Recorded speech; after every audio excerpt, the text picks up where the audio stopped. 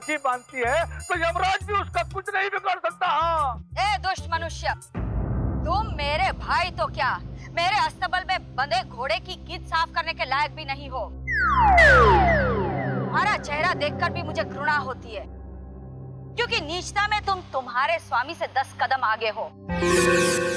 हाँ युवराज, क्यों नहीं। महामहिम आपकी भेंट आपके मित्र कुंवर मद्रास से अवश्य करवा देंगे।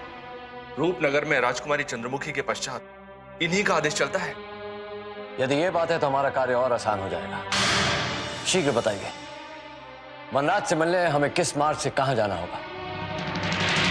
मुझे महामहिम राजवीर सिंह जी और आप पर दृष्टि रखने के लिए राजकुमारी चंद्रमुखी ने नियुक्त किया है, क्योंकि उन्हें और सेना प्रमुख महेंद्र सिंह जी को आप दोनों पर राजद्रोह करने का संदेह है। महामहिम, सबसे पहले तो हमें पूर्व मंत्रीवर रणवीर सिंह को बंदी बनाकर कारागार में डालना होगा।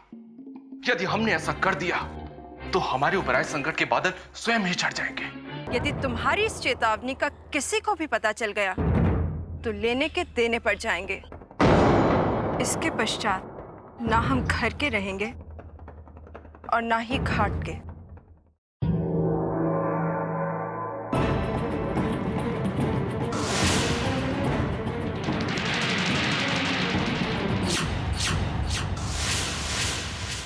शुभ कार्य के लिए जा रहा था, ये महेंद्र सिंह सामने आ गया।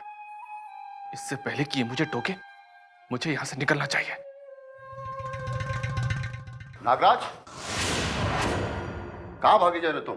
मैं तो आप ही से मिलने के लिए आ रहा था हुजूर। अच्छा हुआ जो आप मुझे स्वयं ही मिल गए। अच्छा, तुम हमसे मिलने आ रहे थे। आज तुम्हें अचानक ऐसा क्या कार्य याद पड़ा कि तुम्हें हमारी याद आ गई? तुम हमसे तो कभी मिलने नहीं आते। हुजूर, मैं आपको रूपनगर की सीमा के बाहर हो रही गतिविधियों की जानकारी देने के लिए आया हूं। पता चला है सेना प्रमुख जी रूपनगर पर आक्रमण करने के लिए पूर्व मंत्रीवर रणवीर सिंह और उनके भाई परमवीर सिंह ने एक विशाल सेना तैयार की है। ये कौन सी नई सूचना लेकर आए हो नागराज?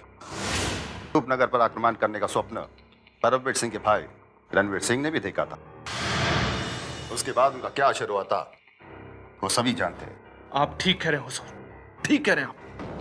पूर्व मंत्रीवर रणवीर सिंह के बुरे कर्मों के कारण ही उनकी यह दुर्गति हुई है। हमारे साथ उन्होंने जो विश्वासघात किया था उसका दंड तो उन्हें मिल भी गया है और वो अब भी वैद्यराज की कुटिया पर मूर्छित है। तुम हमें बातों की जाल में उलझाने का प्रयत्न मत करो नागराज। कदाचित तुम भूल रहे हो कि तुम्हारे और तुम्हारे मामहिम की कोई भी बात हमसे छुपी नहीं है। तुम दोनों अभी तक राजकुमारी चंद्रमुखी के आदेश को पूर्ण नहीं कर पाए। ये देखकर हमें कुछ संदेह प्रतीत हो रहा है। शीघ्र बताओ, अभी तक तुमने उन्हें बंदी क्यों नहीं बनाया? जैसे ही वो पूर्ण चेतना में वापस लौट आएंगे हम उन्हें तत्काल बंदी बना लेंगे। किंतु इस समय उनके भाई परमवीर सिंह को बंदी बनाना थोड़ा सा कठिन है। क्यों? परमवीर सिंह अपने भाई से अधिक शक्तिशाली तो नहीं? फिर तुम्हें उसे बंदी बनाने में क्या कठिनाई हो रही है? यह सत्य है सेना प्रमुख जी कि परमवीर सिंह पूर्व मंत्रीवर से अधिक शक्तिशाली नहीं है, किंतु उसने अपनी एक विशाल सेना बनाकर अपने आप को थोड़ा सा सुरक्षित कर लिया है और इस समय रूपनगर के जंगलों में कहीं छिपा हुआ है। इसी कारण उसे पकड़कर बंदी बनाने में हमें थोड़ी कठिनाई हो रही है। तुम एक ऐसे चतुर अधिकारी हो जो अपने झूठ को सत्य बनाकर अपना कार्य पूर्ण कर सकता है, किंतु सेना प्रमुख महेंद्र सिंह के सामने तुम्हारी एक नहीं चलेगी। हमें कुछ नहीं सुनना है।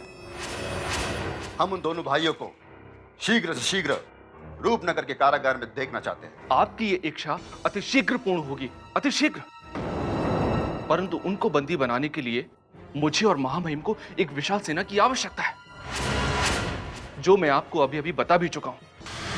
हुजूर, बस आप मुझे अपनी सेना की एक छोटी सी टुकड़ी दे दीजिए, फिर देखिए मैं उस परमवीर सिंह को कैसे बंदी बनाता हूं, उसके दांत में कैसे खट्टे करता हूं। उसके पश्चात मूर्छित पड़े रणवीर सिंह को कारागार तक पहुंचाना कौन सी बड़ी बात है। ये योजना मैंने और महामहिम ने ही बनाई है हुजूर। नागराज, तुम और तुम्हारे महामहिम व्यर्थ में बोलते बहुत हो, लेकिन कार्य एक भी पूर्ण नहीं करते। हम तुम्हें अपनी सेना में से एक भी सैनिक नहीं दे सकते, क्योंकि तुम्हारे और तुम्हारे महामहिम के पास हमारे सैकड़ों सैनिक पहले से ही है। तुम उन्हीं सैनिकों का उपयोग करो और शीघ्र से शीघ्र हमारे शत्रु को बंदी बनाओ, अन्यथा तुम्हें और तुम्हारे महामहिम को बहुत पछताना पड़ेगा। समझ गए ना?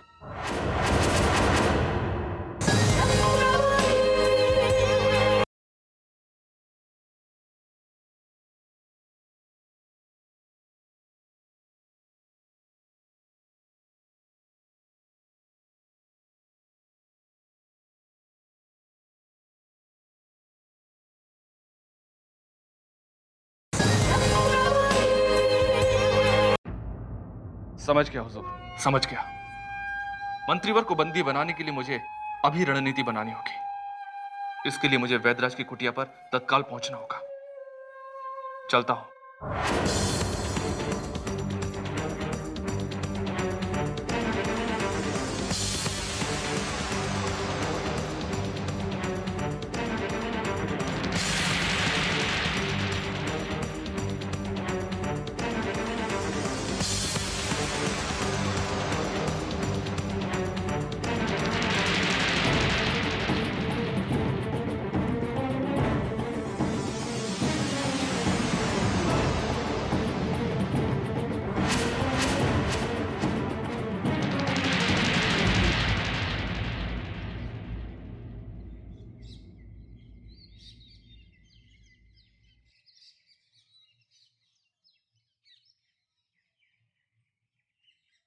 उस दिन की भूल के लिए हमें क्षमा कर दीजिए वैदराज जी। भाई जी की चिंता में हमने आपका अपमान करने की भूल कर दी थी, जिसके कारण हम बहुत लज्जित हुए।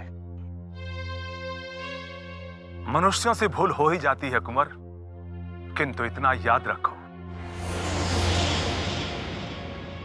कठिनाई में सदैव संयम से कार्य लेना चाहिए। कदाचित यदि हम साथ ना देते तो अभी तक मंत्रीवर को उठाकर रूपनगर के अधिकारी ले जा भी चुके होते, किंतु हमने एक बेबस और अचेत रोगी का वास्ता देकर रोका हुआ है। आप महान हैं वैदराज। ईश्वर के पश्चात तो हम केवल आपकी ही स्मृति करेंगे। बस केवल इतना कर दीजिए वैदराज कि हमारे मंत्रीवर की इतनी स्मृति तो लौट आए कि वो एक बार, सिर्फ एक बार अपने भाई और अपने प्रेयसी को पहचान सके। अब ईश्वर तक आप दोनों की प्रार्थना पहुंचने लगी है। भीतर ही भीतर मंत्रीवर के शरीर में तीव्रता से सुधार हो रहा है। अब यह आशा बनने लगी है कि कभी भी किसी भी समय मंत्रीवर की स्मृति वापस लौट सकती है। क्या आप सत्य कह रहे हैं वैदराज? हमारे मंत्रीवर हमें फिर से पहचानने लगेंगे? क्या हमारा फिर से वही समय लौट आएगा जो हमने मंत्रीवर के साथ बिताया था?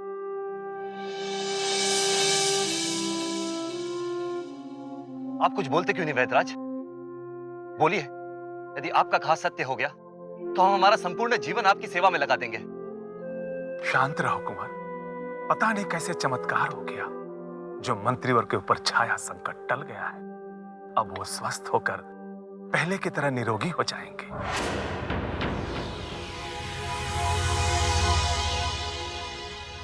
वैदराज, वैदराज, मैं चारों धाम की तीर्थ यात्रा करके अभी अभी रूपनगर वापस लौटा हूं। मुझे बताइए मंत्रीवर का स्वास्थ्य कैसा है? मुझे कुछ भी पता नहीं है। उनकी मूर्छा टूटी या नहीं? मूर्छा तो लगभग टूट चुकी है और धीरे धीरे चेतना की ओर भी वापस लौटने लगी।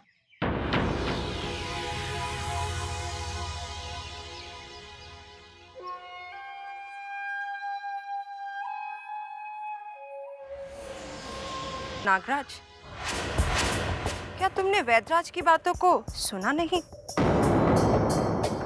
वैदराज कह रहे हैं कि हमारे मंत्रीवर पूर्ण चेतना में आने वाले हैं।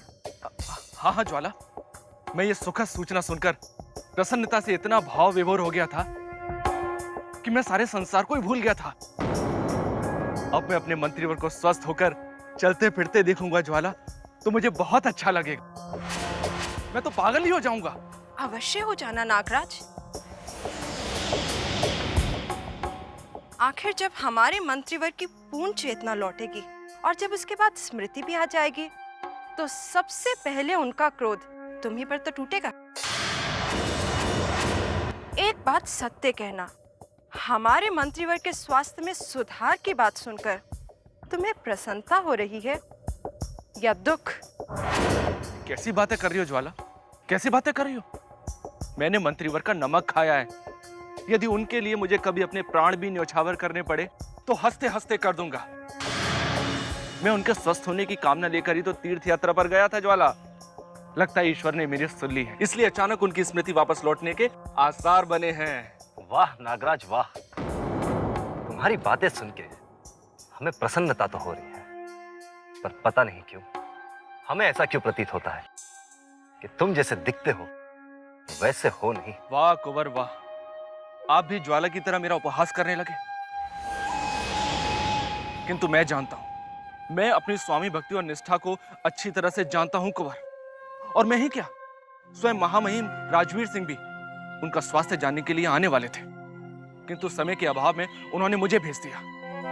अच्छा कुंवर, अब मैं चलता हूं और महामहिम राजवीर सिंह को मंत्रीवर्ग के स्वास्थ्य लाभ की सूचना देता हूं। प्रणाम प्रणाम ज्वाला।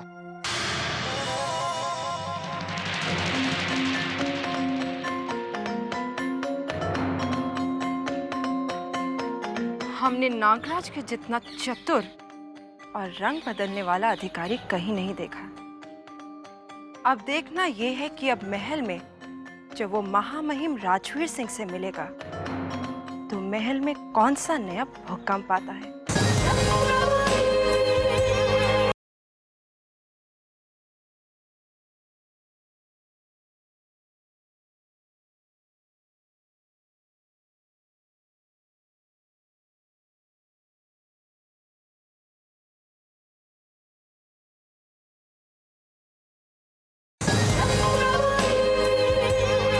अब देखना यह है कि अब महल में जब वो महामहिम राजवीर सिंह से मिलेगा तो महल में कौन सा नया भूकंप आता है। नहीं ज्वाला, राजवीर सिंह और नागराज को हमने सदैव बुरा समझा था, किंतु वास्तव में वो भाई जी के असली स्वामी भक्त थे। आज के पश्चात हम उन दोनों को कभी अपमानित नहीं करेंगे। उस पशुराज का भय पूरे रूपनगर में फैला हुआ है, पता नहीं इसको छीन लेगा। किंतु मंगू, तू संभाल कर रहना, नहीं तो अकाल मृत्यु को प्राप्त हो जाएगा। हाँ चंगू, तू भी संभाल कर रहना। पता नहीं वो युवराज इस रूपनगर में क्या सोच समझ कर आया है, लेकिन ध्यान रखना इस महल में कभी भी अकेले मत निकलना, नहीं तो इस खूबसूरत संसार को दोबारा तू नहीं देख पाएगा। चलो। कुश्मी, क्या हुआ चंगू मंगू? तुम्हें पता नहीं वो विचित्र प्राणी महल के बाहर आतंक मचा रहा है। किस विचित्र युवराज की बात कर रहे हो चंगू? मुझे तो ऐसे किसी भी युवराज के बारे में कुछ भी नहीं पता। अच्छा हुआ तुम हमें समय से पहले मिल गई, नहीं तो ना जाने उस पशु का भोजन बन जाती। ये तो किस विचित्र पशु और किस विचित्र युवराज की बात कर रहे हो चंगू मंगू? मुझे तो कुछ भी समझ नहीं आ रहा है। ये ना मंगू, सारे रूपनगर को पता है कि वो विचित्र प्राणी कौन है, किंतु इन्हें पता नहीं। तुम ही बताओ कि वो विचित्र युवराज कौन है। अरे दूर देश से आया हुआ वो युवराज आधा मनुष्य और आधा पशु है, जिसके सामने पड़ने वाला कोई भी मनुष्य को पकड़ के खा जाता है। मैंने ऐसे विचित्र प्राणी के बारे में कभी नहीं सुना जो आधा तो मनुष्य है और आधा पशु। यदि तुम दोनों सत्य कह रहे हो तो मैं कदापि महल से बाहर नहीं निकलूंगी और उस पशु के पकड़े जाने के पश्चात ही महल से बाहर जाऊंगी। हाँ, अपने प्राण बचाने हैं तो तुम तभी महल से बाहर निकलना जब उस पशुराज को बंदी बना लिया जाए। तब तक तुम महल से बाहर झांकने का प्रयास भी मत करना। अब जाओ और जाकर के अपने कक्ष में आराम करो। अरे आराम कहाँ से करूं? उस प्राणी के विषय में सुनकर तो मेरी नींद ही उड़ गई है। मैं अभी तुम दोनों की ये सूचना जाकर राजकुमारी चंद्रमुखी जी को देती हूँ। जाने दो, जाने।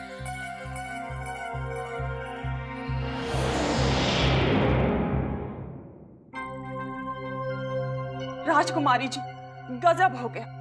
अब रूपनगर की प्रजा का क्या होगा पता नहीं। सारे राज्य में त्राही त्राही मची हुई है। अब आप ही कुछ कीजिए राजकुमारी जी, कोई निर्णय लीजिए, नहीं तो बहुत अनर्थ हो जाएगा। अनर्थ हो जाएगा? किंतु कैसे? ऐसा क्या हो गया जो तुम पे ऐसे थर थर कांप रही हो? राजकुमारी जी, पता चला है कि हमारे राज्य में एक युवराज बलपूर्वक अंदर घुस गया है और वो आधा मनुष्य है और आधा पशु। और तो और राजकुमारी जी, वो अपने सामने आने वाले किसी भी जीव को मार कर खा जाता है।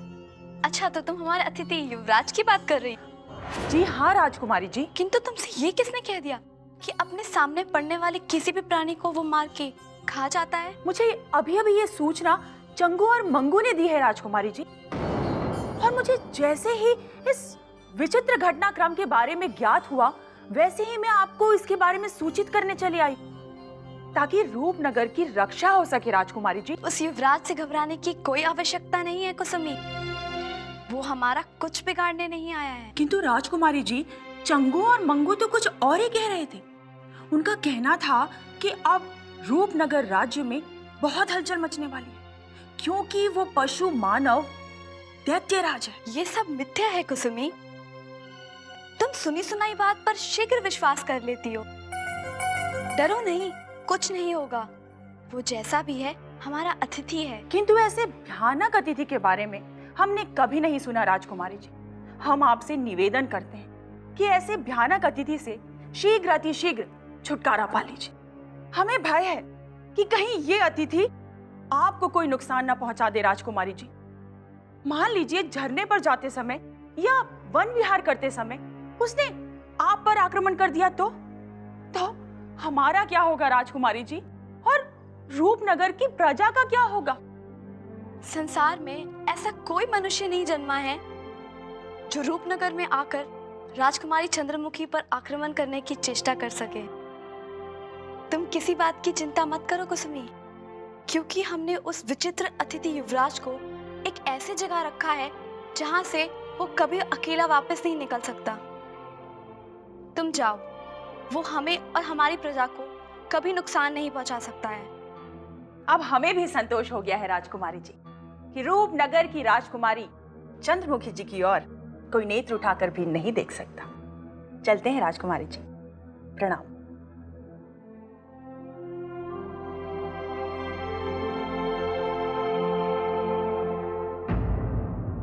अभी तक उसे पूर्व मंत्री और रणवीर सिंह और परमवीर सिंह की समस्त सूचनाएं लेकर वापस आ जाना चाहिए था।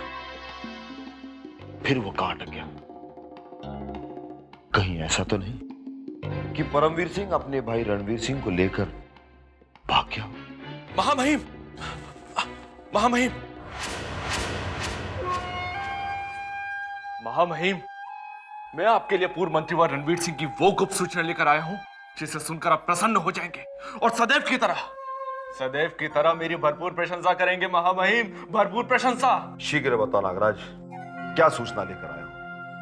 हम तुम्हारी प्रतीक्षा कर रहे थे। तुम्हारा कमल के तरह खिला हुआ मुंह देखकर हमें विश्वास हो गया है कि तुम कोई महत्वपूर्ण सूचना लेकर आए हो। बताओ, क्या सूचना है? महामहिम, सूचना यह है कि मंत्री व रणवीर सिंह जीवित होते हुए भी एक मरे हुए व्यक्ति की तरह अपनी बची हुई शेष सांसें गिन रहे हैं। उनकी चेतना अब भी पूर्ण रूप से वापस नहीं लौटी है। यह तुमने बहुत शुभ समाचार दिया है नागराज। हमने तो सोचा था कि पूर्व मंत्री रणवीर सिंह वहां से भाग गए हैं, क्योंकि हम वैद्यराज की कुटिया पर बहुत समय से जा नहीं पाए। इसलिए वहां पर हो रहे कार्यों के बारे में हम कुछ नहीं बता सकते।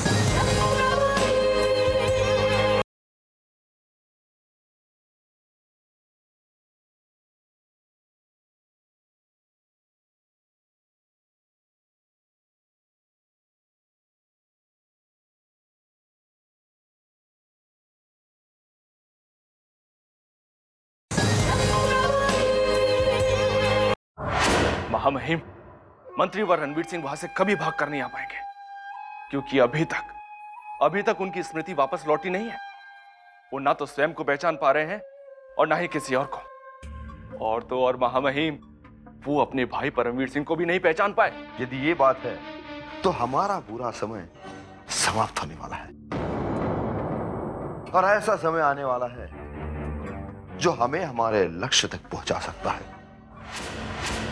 किंतु याद रहे, लक्ष्य के प्राप्ति के लिए हमें हमारे कदम बहुत फूंक फूंक कर रखने होंगे। आप सत्य कह रहे महामहिम, एकदम सत्य कह रहे हैं। रूपनगर की राजनीति अब पहले जैसी नहीं रही। इस महल में उस भुवन सिंह और महेंद्र सिंह के आने से बहुत उलटफेर हो गए।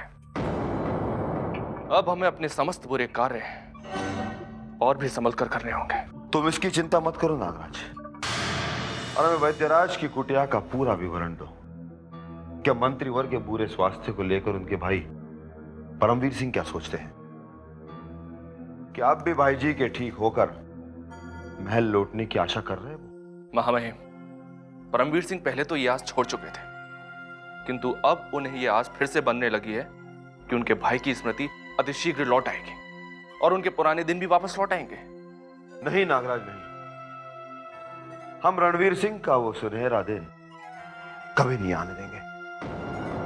उनकी स्मृति लौटने से पहले हम उन्हें कारागार में भेजकर राजकुमारी चंद्रमुखी का सेवक बना देंगे। महामहिम, यदि ऐसा हो गया तो राजकुमारी चंद्रमुखी आपके गले में वरमाला भी डाल सकती है, क्योंकि आप एक असंभव कार्य को संभव करके समस्त रूपनगर में ये साबित कर देंगे कि रूपनगर में आपके जैसा योद्धा कोई और नहीं है। महामहिम, अब कम से कम मुझे तो बता दीजिए कि रणवीर सिंह को बंधक कैसे बनाया जाएगा। क्या योजना बनाई आपने? पूर्व मंत्री और रणवीर सिंह को बंधक बनाना अब कौन सी बड़ी बात रहेगा ये नागराज। अपनी स्मृति खो जाने से वो हमारा विरोध नहीं कर पाएंगे और आसानी से हमारे सामने अपने शस्त्र डाल देंगे। महामहिम, सुना है मरा हुआ नाग भी इतना डरावना लगता है कि लोग उसके समीप जाने से भी भयभीत हो जाते हैं। मंत्रीवर रणवीर सिंह भले ही मूर्छित थे, किंतु उनके बल में कोई कमी नहीं आई और अब तो उनके भाई परमवीर सिंह भी उनकी रक्षा के लिए उनके साथ हैं। अब चाहे सारा संसार उनके साथ हो जाए, किंतु हमारे सामने आने का साहस कोई नहीं कर सकता। तुमने अच्छी तरह से देख लिया है ना कि वहां एक भी सैनिक नहीं है। महामहिम, वहां सैनिक तो क्या, रूपनगर का कोई पशु भी नहीं आएगा। मैंने वैद्यराज की कुटिया के चारों ओर अपनी दृष्टि दौड़ा के देख लिया है। वहां कोई सैनिक तो क्या, कोई परिंदा भी नहीं है। अब रणवीर सिंह और परमवीर सिंह के पूरे दिन आ गए। अब उन्हें कोई नहीं बचा सकता। अब हमें शीघ्र ऐसी कोई योजना बनानी चाहिए जिससे सांप मर जाए और लाठी भी ना टूटे।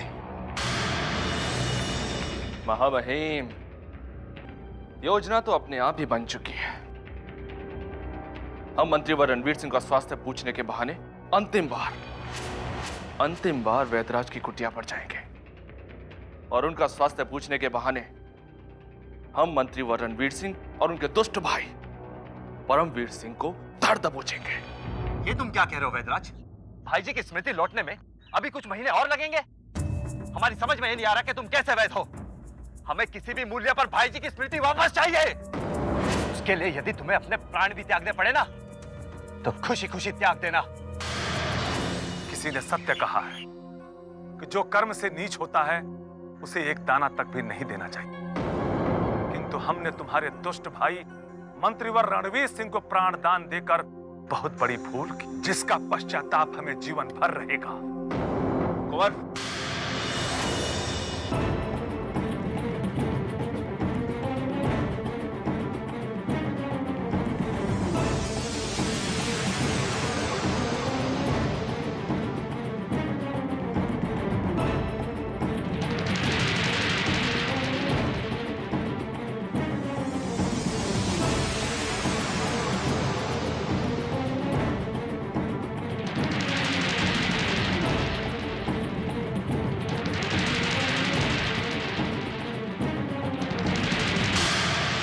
आदरणीय राजवीर सिंह और नागराज जी, आप लोग इतने सारे सैनिकों की टोली लेकर यहां क्यों आए?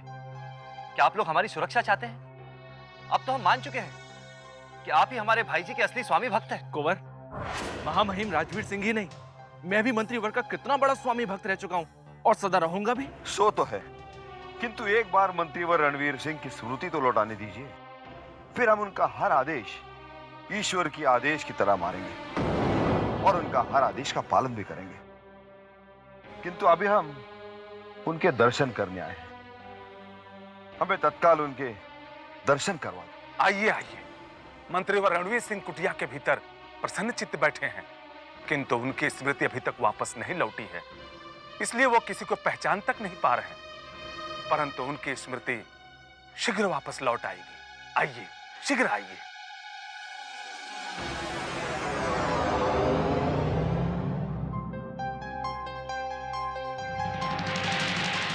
आइए। भाई जी, उठिए भाई जी।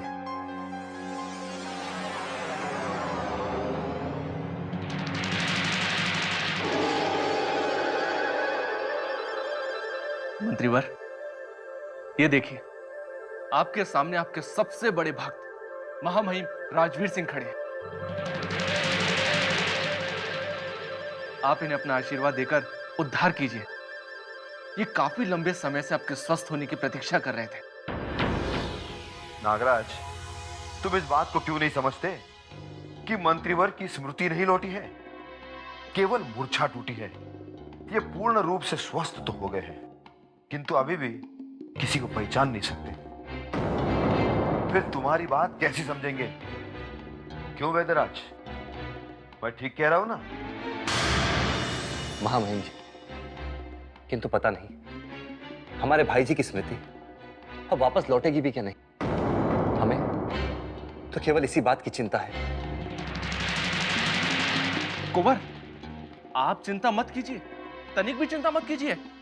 मंत्रीवर की अब अतिशीघ्र चिता जलने वाली है।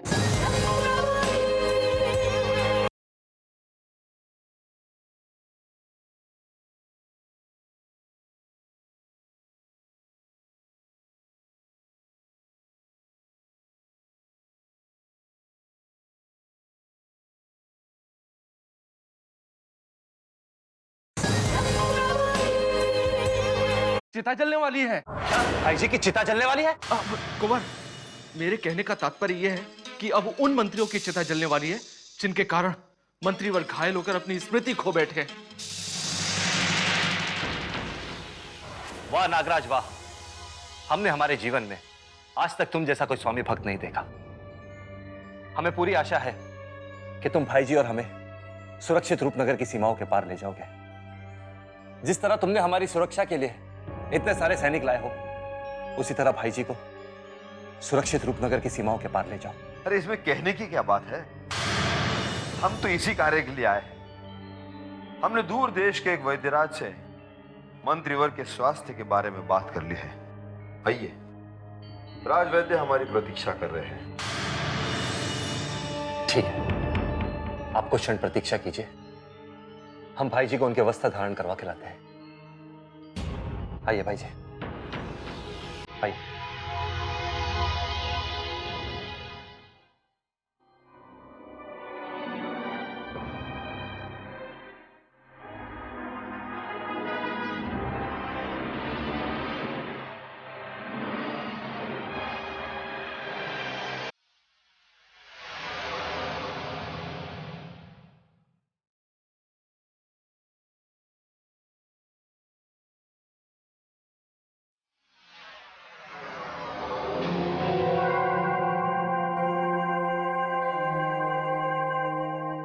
सैनिकों, देख क्या रहे हो तुम लोग? पकड़ लो इन दोनों दुष्ट भाइयों को और डाल दो रूपनगर के कारागार में। नागराज, ये तुम क्या अनर्थ कर रहे हो? अनर्थ नहीं कुंवर, अनर्थ नहीं, ये तो एक न्याय है। इस दुष्ट रणवीर सिंह ने हजारों युवराजों को बंधक बनाया है और अब इसकी बंधक बनने की बारी है।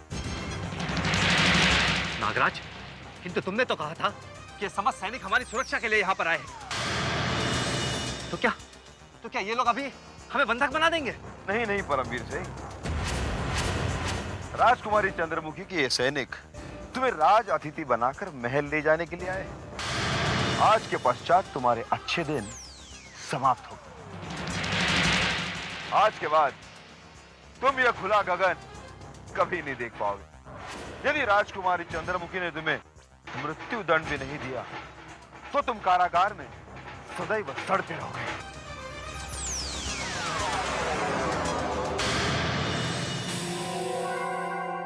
देखिए, हमारी समझ में ये नहीं आ रहा है कि आप लोग आखिर किस विषय पर वाद विवाद कर रहे हैं और आप लोग हैं कौन, और आखिर आप हमें कहां ले जाना चाहते हैं? कहीं भी नहीं मंत्रीवर, बस उसी स्थान पर जहां आपने हजारों युवराजों को, भटके हुए युवराजों को बंधक बनाया है। और अब आप दोनों भाई भी उसी स्थान पर बंधक बनने वाले हैं। किसका भाई? कहां का भाई? देखिए, आप लोग हमें कहीं मत ले जाइए, हमें इधर ही कुटिया में विश्राम कर लेने दीजिए। विश्राम? मंत्रीवर, अब तो आपको विश्राम रूपनगर के कारागार में ही मिलेगा। बस एक बार हमारे साथ तो चलिए। ले जाओ इन्हें।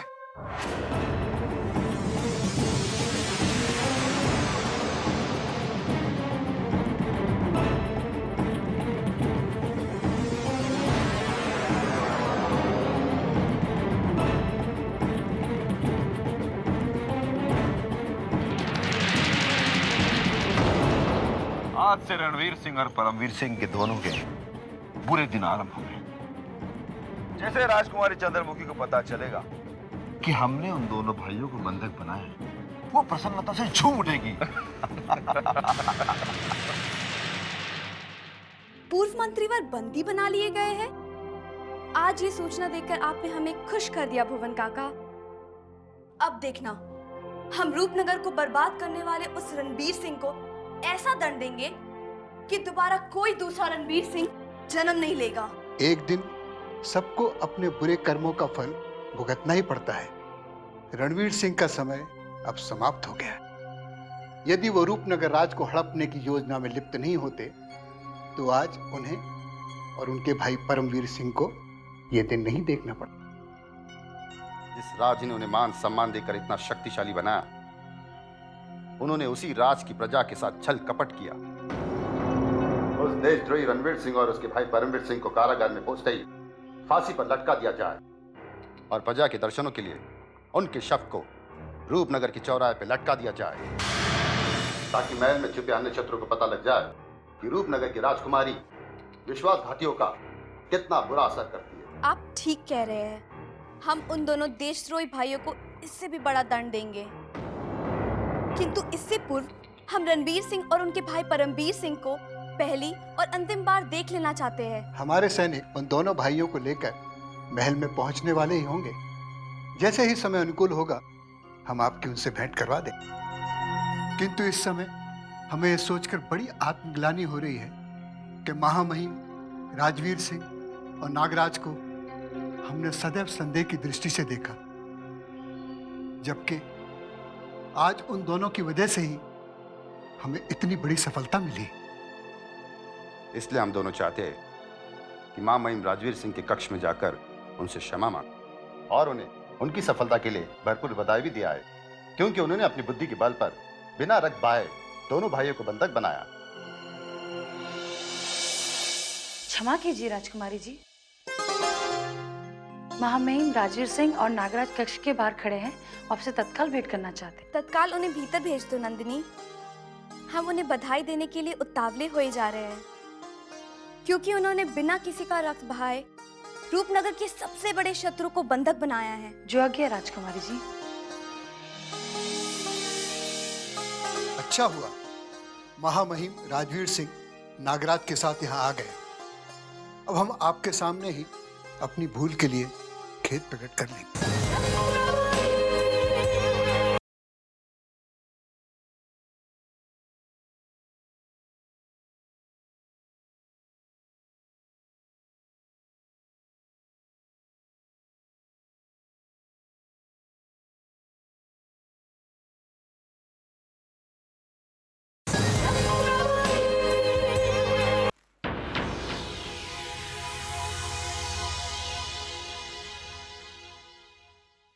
प्रणाम राजकुमारी जी। सदा प्रसन्न रहो। आज तुम दोनों के कार्य के लिए रूपनगर की राजकुमारी तुम्हारा स्वागत करती है। बहुत बहुत बधाई हो महामहिम। आपने नागराज के साथ मिलकर वो कार्य किया है जो बहुत कठिन था। कठिन और असंभव कार्यों को पलक झपकते पूर्ण कर देना तो महामहिम की आदत है। यदि महामहिम अकेले ही तलवार लेकर रणवीर सिंह के सैनिकों से नहीं लड़ते तो हमें ये सफलता नहीं मिल सकती थी। क्यों महामहिम? हाँ, इसमें कौन सी बड़ी बात हो गई? ये तो हमारा कर्तव्य था। राजकुमारी जी, मैं नहीं जानता था कि हमारे महामहिम इतने वीर योद्धा हैं कि अपने प्राणों की भी चिंता नहीं करेंगे। महामहिम तो अकेले ही रणवीर सिंह की सेना के साथ भिड़ गए। अच्छा, फिर क्या हुआ? होना क्या था भुवन सिंह जी, जब महामहिम लड़ते लड़ते थक गए और इनकी तलवार के टूटकर 2 टुकड़े हो गए तो मुझे रणभूमि में उतरना पड़ा।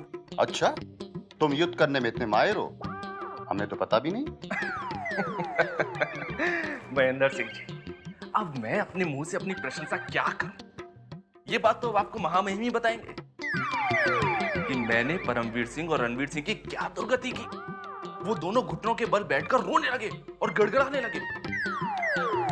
कहने लगे, नागराज जी, महामहिम से कहकर हमें क्षमा करवा दीजिए।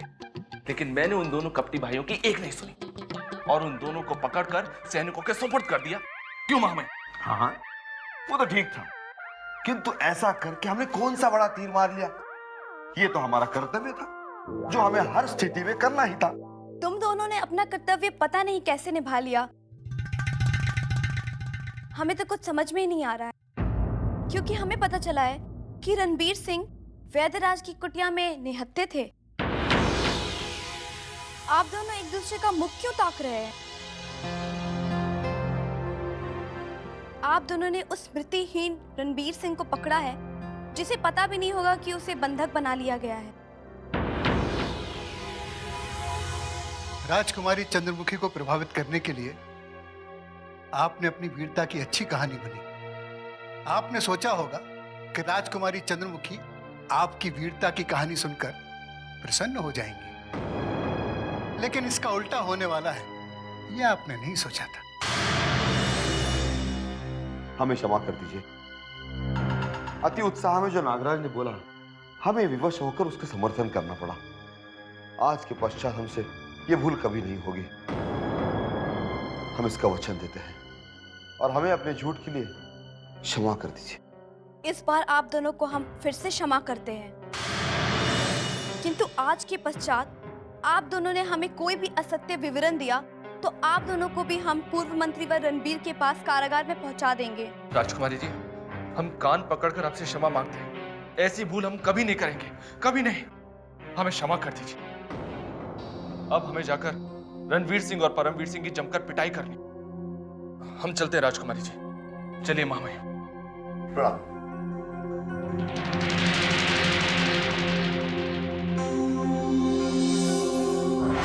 महामहिम, आप इस जन्म में तो क्या 7 जन्मों में भी नहीं सुधरेंगे और इसी तरह आप मानो के कड़वे घूंट पी पीकर जीते रहेंगे और अपने साथ साथ मुझे भी लज्जत करवाते रहेंगे आप।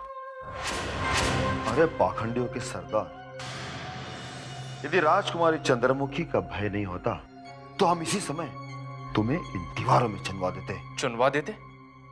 क्यों चुनवा देते महामहिम? ऐसा क्या किया है मैंने? आज तुम हमसे अपनी झूठी प्रशंसा नहीं करवाते तो हमें उस बुड्ढे भुवन सिंह और उसके चापलूस टट्टू महेंद्र सिंह के सामने शर्मिंदा नहीं होना पड़ता। वाह महामहिम वाह, आप भी महान हैं। अपनी की हुई भूलों का सहरा आप सदैव मेरे ही सिर पर बांध देते हैं। अब मुझे क्या पता था महामहिम कि राजकुमारी जी के कक्ष में वो दोनों अपशकुनी अधिकारी मिल जाएंगे। किंतु यदि आप अपना वहां मुंह नहीं खोलते और उनके जाने की प्रतीक्षा करते तो हमारी इतनी मिट्टी पलीत नहीं होती। किंतु आपको कौन समझाए? कौन? तुम नाम के ही नागराज नहीं हो, तुम्हारे अंदर इतना बीज भरा हुआ है कि समय आने पर तुम अपने पिता को डसने से भी नहीं चुकोगे। आज हम जान गए कि जब पिटाई खाने का समय आता है तो तुम सारा दोष हमारे ऊपर मढ़ने का प्रयत्न करते हो, और जब प्रशंसा की मलाई चाटने का समय आता है तो सबसे पहले कुत्ते की तरह पूंछ हिलाते हुए तुम ही जाते हो। कहीं तुम पिछले जन्म में पशु तो नहीं थे नागराज? महामहिम, पशु तो नहीं, अवश्य ही सांप की योनि में मेरा जन्म हुआ होगा। इसलिए सारा रूपनगर मुझे नागराज के नाम से जानता है। किंतु महामहिम, आपके लिए तो मैं पहले की तरह एक आज्ञाकारी सेवक ही रहूंगा। महामहिम, अब जो हुआ सो हुआ, उसे भूल जाइए। अब हमें अपना सारा ध्यान डाकू दुर्गेश्वरी और उस युवराज को खोज कर लाने में लगा देना चाहिए। नहीं तो इस बार हमें कोई नहीं बचा सकता है महामहिम। तुम ठीक कह रहे हो नागराज। वो युवराज जिसका नाम कुंवर विजेंद्र प्रताप सिंह बताया गया है, उसे खोजने केवल तुम चाहोगे।